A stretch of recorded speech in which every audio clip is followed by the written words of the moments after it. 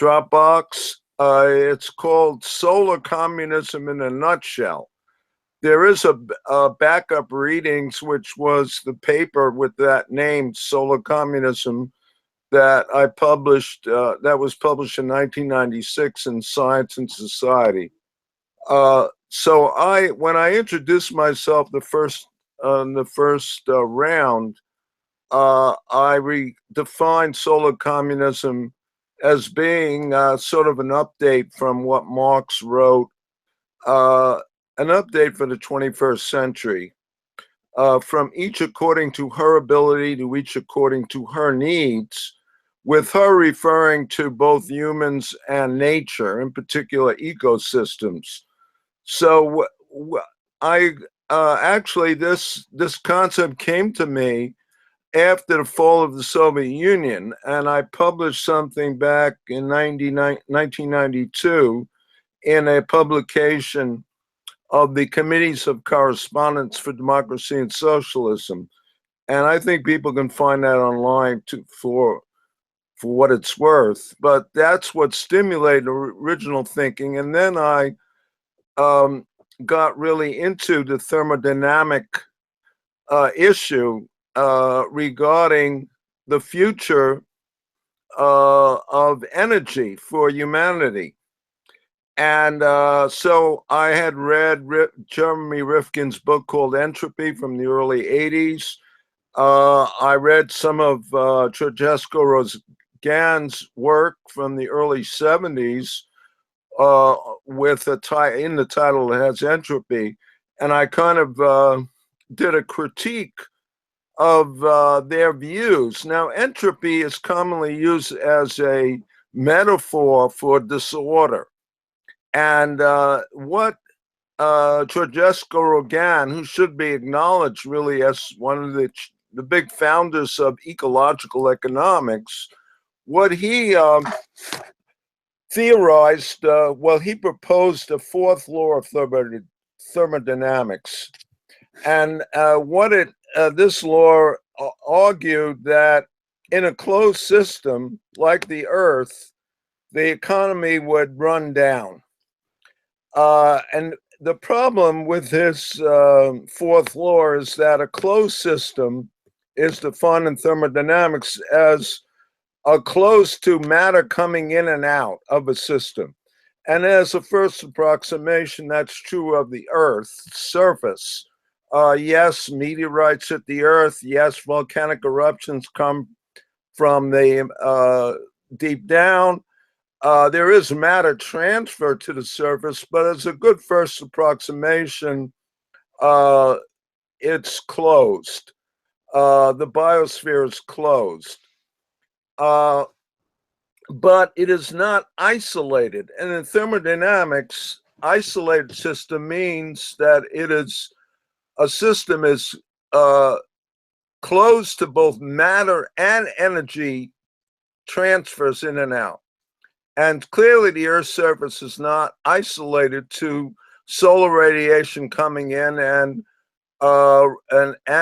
radiation leaving the Earth from space, some of which is reflected by clouds and some from the Earth's surface, and including infrared radiation that is generated because the Earth's surface is not perfectly reflecting. So low entropy energy in the form of, mainly in the form of visible light, is available to do work for civilization.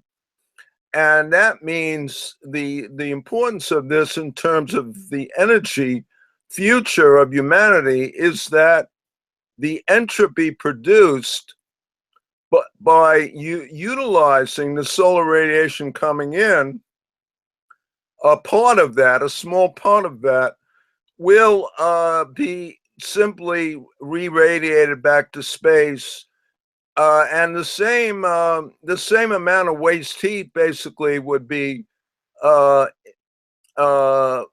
that flux would leave the Earth, just whether or not humanity uses the solar radiation. So there's no real alteration of the energy flux by humanity utilizing solar radiation. And here's an estimate. Right now, human civilization consumes an equivalent of 18 trillion watts of energy and of power. Now, power equals energy per time. So we pay electric bill in kilowatt hours. That means kilowatts, which is 1,000 watts, is multiplied by the number of hours that one uses electricity. And similarly, in 1 year, humanity consumes the equivalent of 18 trillion watt year of energy. So we multiply 1 year times 18 trillion watts. In approximately 2 hours of solar radiation to the whole Earth's surface, we get the equivalent of 18 trillion watts. What this means that solar energy is available for civilization at the same energy use or even greater than what we're using now. And the difference, of course, is that solar, whether in the form of wind, which of course is due to the differential heating of the Earth's atmosphere, or directly by photovoltaics, which convert light into electricity, or by concentrated solar power in deserts, which essentially the system, solar radiation boils the fluid in pipe system, and that used to drive a generator creating electricity. So those are the three main technologies that are already viable and already being produced. And so I want to emphasize that the energy issue, both the quantity and quality of energy, is foundational to a post-capitalist future for humanity. And it's also foundational to any strategy that we want to implement to avoid climate catastrophe.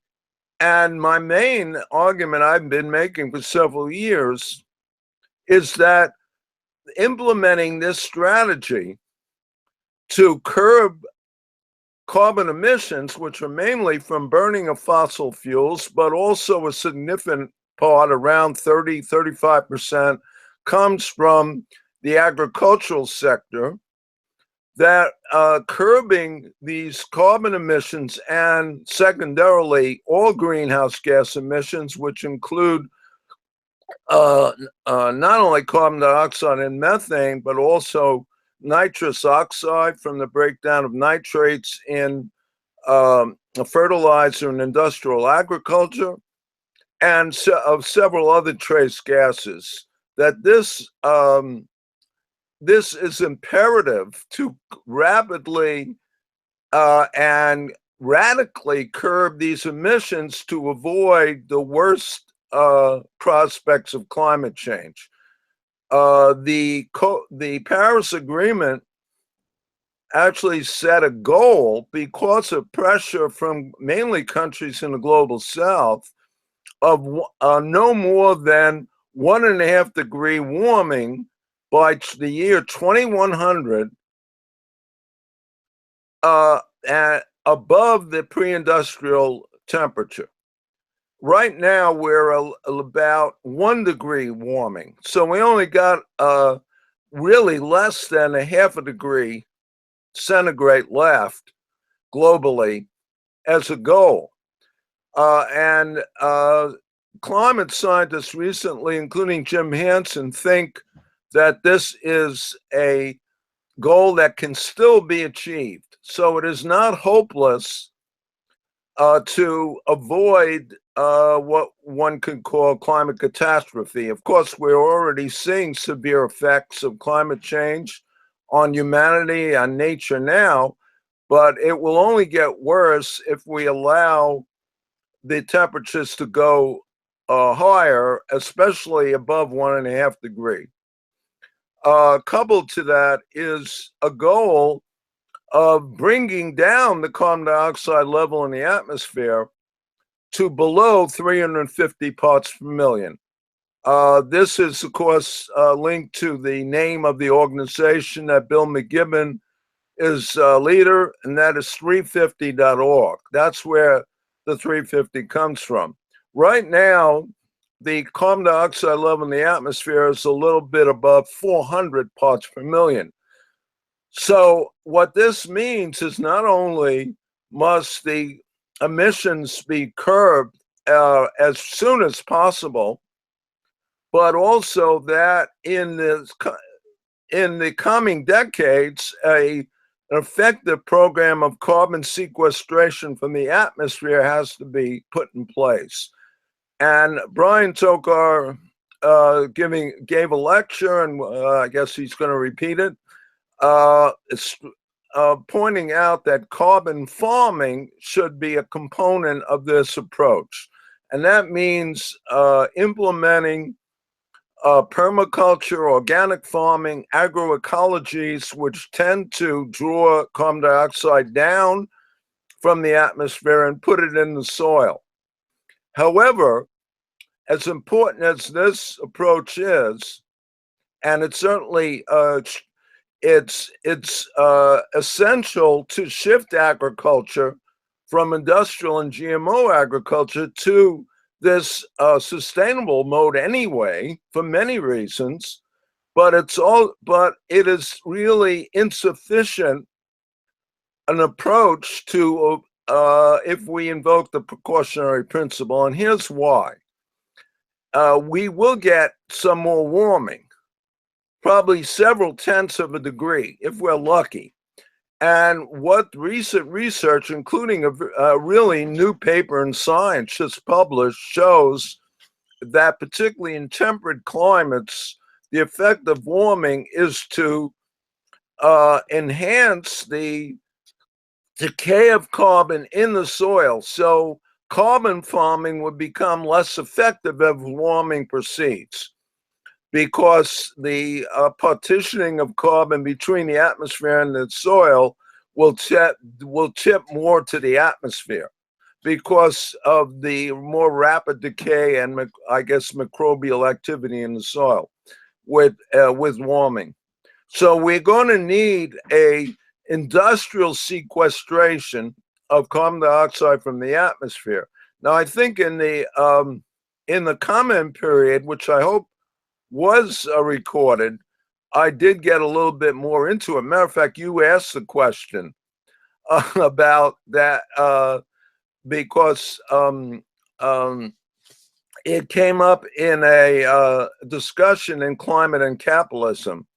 And actually, I responded to this. So we're not talking about clean coal, burning fossil fuel and trapping the CO2. No, not at all. That's a mirage. What we're talking about is reacting carbon dioxide and water with rock in the crust, which converts it to a relatively insoluble form, the form of carbonate. So it takes carbon dioxide out of the atmosphere. And this mitigation process is going to be essential, and it should start as soon as possible. And what is important is that you can't really do this effectively while continuing to burn fossil fuel. Obviously, you're adding carbon dioxide and then taking it out. No, we're going to have to rapidly transition to wind and solar energy power. And this is achievable. The technologies are here now.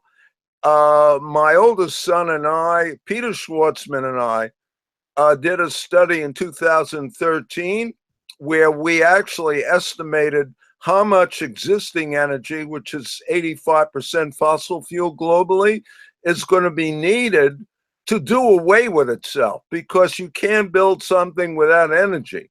So this is discussed in our report, and I invite listeners to go to solarutopia.org. That's our website, and you can find more details on that. If we implement, and this is part of class struggle, I would say multi-dimensional, transnational class struggle, we have to protect this building of not only curbing carbon emissions, and that's going to take a very vigorous struggle of the climate energy justice movement globally, but also to make sure that the building of solar, which starts under capitalism, we can be magnified and increase the social management of this process, and increase the protection to humans that are building it, to humans in the community, and nature. So it's a health issue, it's a biodiversity issue, and so on. So this struggle has to begin under capitalism. On one hand, it is a healthy development that solar is being built now at an exponentially growing rate, particularly wind and photovoltaics. But and this is driven by this green capital. This is a healthy development. On the other hand, it is not sufficient for several counts, and we cannot rely on the green capitalists to deliver a utopia by any means, by any stretch of imagination. And the reason is that a big part of the reason is that the military-industrial complex, which I've added a few other adjectives, the military-industrial fossil fuel, nuclear, state terror, and surveillance complex, is the dominant faction under global capitalism now. And there is really no clear evidence that greenhouse gases have even peaked yet. Unless they peak very soon and then decline very rapidly, doesn't matter how much solar you build, we'll get into a climate hell just the same. So the other aspect of solar compared to other alternative energies, and I won't get into a critique of nuclear power, but we do have to rely on one kind of nuclear power, and that's the fission reactor that's in the core of the sun that's 93 million miles away. There is no good argument to rely on any other kind of nuclear power. Fission power on the Earth's surface is still a mirage, and recent estimates put at least 50 years in the future, according to a recent report in Science magazine. There's no need to rely on this alternative when we have ready-made technology which will only be improved in the near future, making them more efficient and actually making the transition even faster, making that transition even more rapid than is occurring now. And that's going to have to happen. So let me sort of conclude with two final points. One, what is a strategy to get there? We've been talking about this in our project the last few sessions, and Richard Greenman refers to non-reformist reforms. And there's been a very interesting discussion in the literature about this. What are reforms that actually enhance the power of the working class and its allies, and what are reforms that kind of suppress and make quiet the challenge from popular forces. I would submit that globally, one option, which has been widely discussed even by the UN, is a global Green New Deal. And what, as eco-socialists, how do we interpret this? I wrote a paper on this for Capitalism, Nature, and Socialism.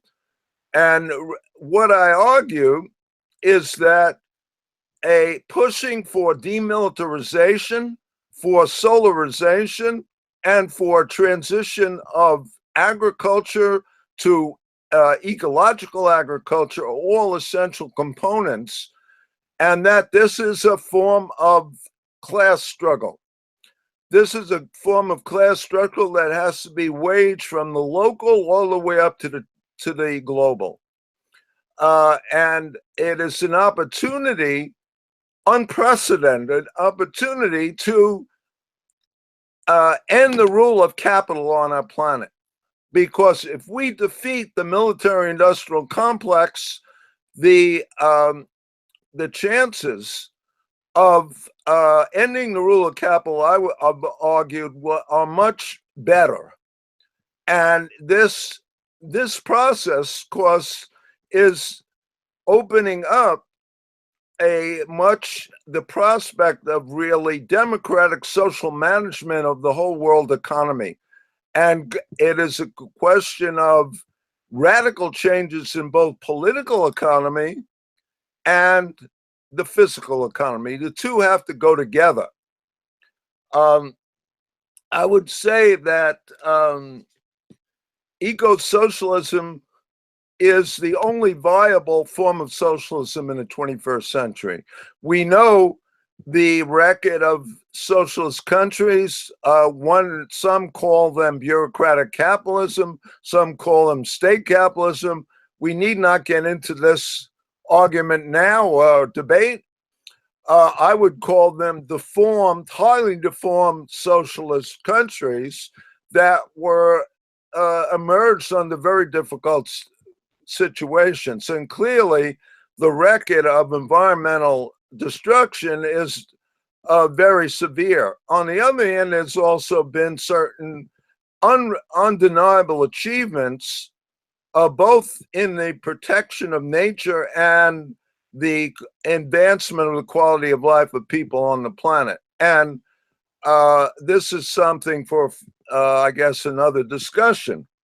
Nevertheless, I would argue that an eco-socialist perspective would include a recognition that what I would call solar communism is not achievable in any single country. Rather, that as the uneven class struggle emerges around the world and becomes more transnational, that individual countries will break out of, at least partially, of the hold of global capital and make achievements. I would argue this has happened with Cuba, and it's an ongoing process, and I would argue that it's also occurring in Venezuela. It's I would say one should not have a purist view and put preconceptions of what socialism should be, rather recognize the developmental process and the dynamics of breaking out of the hold of capital. Now, as different countries emerge, and there is even a prospect in the UK now, with an advance, a very significant advance in that regard, with the prospect of the election of the Labour Party under Jeremy Corbyn's leadership. Nevertheless, I would argue that this transition would mean that more satisfaction of need is built in to social policy, not simply the aphorism that Marx distinguished socialism from communism, where socialism was from each according to one's work, to each according to one's ability, to each according to one's work.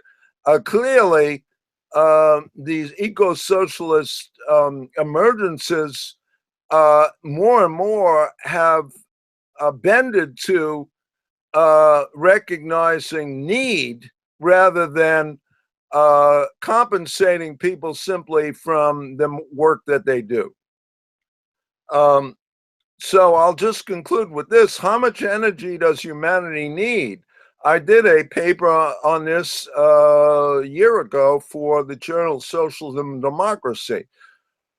And again, as one person in a planet with over 7 billion people, I don't presume to prescribe this answer, but rather to advance certain ideas for a debate and discussion. And I would submit that the present energy consumption in the world of about 18 trillion watts in a power unit is actually, we need to actually create more energy than that, both to eliminate energy poverty, which most people in the world suffer from. And if you go to the website solarutopia.org, you could see a graph showing the relation between life expectancy and energy consumption per person in a nation. And most of the world, which is in the global south, lives below the highest state of the science life expectancy. And this is really one of the biggest contradictions in the world today, that most people in the world cannot live to the highest quality of life, which they deserve to. And so I am guided by the imperative that every child born on the planet should be able to live to the highest life expectancy possible, which actually is a very good proxy for quality of life, if you look at different nations in the world today. And to inherit a world with the maximum amount of biodiversity that is possible. And of course, to live in a world of democracy and respect for one's views and so forth, free of hatred, of racism, and pollution. So this, to me, is the underlying goal of the radical transformations in both political and physical economies that should be achieved. And getting back to how much energy does the world need, we not only need to eliminate energy poverty, which also exists in pockets of the global north as well, but just look at elderly people without much income that can't afford an air conditioner and die in a heat wave. This occurred in Chicago. But also we're going to need more energy to meet the challenges of climate change. And that includes certainly a degree of adaptation to climate change, which affects disproportionately people of the global south and the poor and low-income people in the global north. So that's adaptation. Then we need mitigation to sequester carbon from the atmosphere and bury it in the crust and in the soil to bring the level down to a safe level, which is regarded by climate scientists like Jim Hansen to be actually below 350 parts per million. And we also needed more energy to clean up the mess that the military-industrial complex has made. Vast areas of polluted land from radioactivity, from chemicals, and of course, this monstrous pollution of the ocean by plastics. which needs to be cleaned up. And that's all going to be that's all going to require energy.